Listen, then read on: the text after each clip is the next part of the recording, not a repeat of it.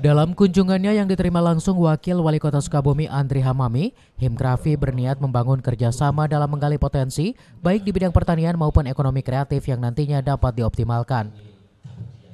Melihat berbagai potensi yang dimiliki Kota Sukabumi dari mulai hasil pertanian maupun produk UMKM, Himkrafi berharap tidak hanya menembus pasar lokal saja, namun hasil atau produk dapat menembus pasar dunia. Sebelum jadi duta besar, beliau itu kan di ekonomi kreatif. Dia melihat potensi Sukabumi, kota dan kabupaten ini sangat besar. Dia pengen bagaimana Sukabumi itu tidak menjadi pasar lokal saja dan dia mempunyai akses untuk ekspor. Dan kebetulan kita pun menghadirkan pengusaha-pengusaha yang sudah melakukan ekspor.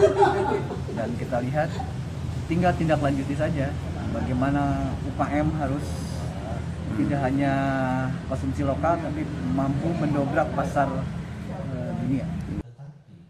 Dalam kesempatan kunjungannya, Ketua Himkrafi Didik Trimarjono siap bekerja sama dengan Kota dan Kabupaten Sukabumi dalam upaya menembus pasar dunia. Melihat potensi tidak diragukan lagi, ibarat emas hijau bisa dimanfaatkan dengan pengelolaan yang baik. Ingin mencoba mengembangkan kerjasama dalam rangka mengangkat kelompok-kelompok ekonomi kecil ya, supaya bisa maju dan berkelanjutan. Jadi dari situ hingga Sukabumi betul-betul menjadi semacam kekuatan ekonomi tidak hanya di daerah, hingga nasional. Banyak sekali sih. Jadi kalau saya melihat nih Sukabumi ini yang hijau ini tuh emas itu, emas hijau bisa dibuat segala macam, dari herbalnya, dari organiknya.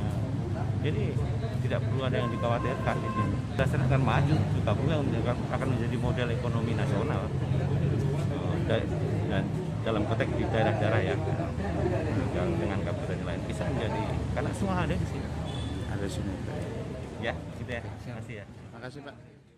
Dari Sukabumi, Muhammad Satiri melaporkan.